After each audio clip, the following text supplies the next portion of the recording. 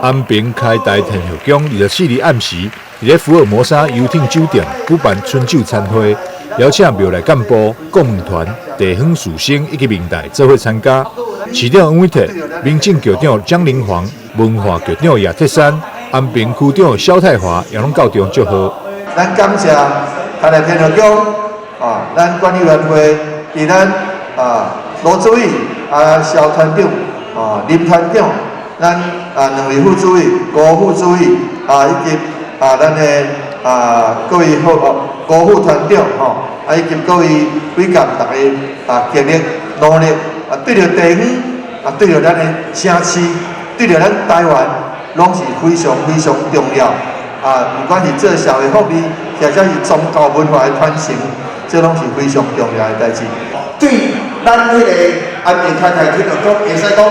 不只是对神的尊敬，对人更加尊重就对了吼。所以咱甲诸位、甲这司令员前热烈掌声者。过去咱这个所在，就是台湾发展上早一个城市，嘛是一个国际城市吼。所以我相信接下来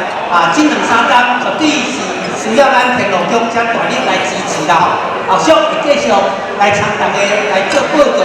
希望讲参大家共同来合作，互咱大天后宫唔仅是咱台南的非常重要宗教圣地，嘛是台湾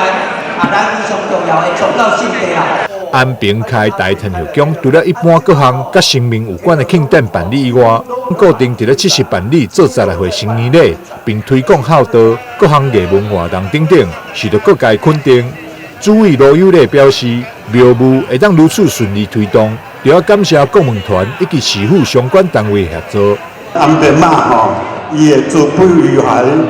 来要照顾这众生的迄个代志咱一步一步安尼照着咱顾问这大家的支持咱拢来行好出去安尼。我来寄望未来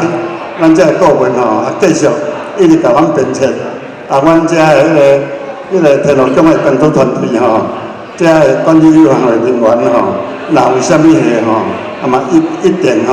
爱拜托恁甲阮叮咛，阮会好好甲这个天后宫、这个妈祖、咱安平妈慈悲有爱这个精神甲咱这个固有的文化传统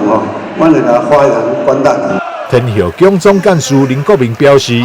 庙方未来会推动大庙经济，除了保存传统庙文化以外，增加庙方的文创产业，互庙方伫增加受益后，更会多多投入社会公益。台南新闻张秀伟采访报道。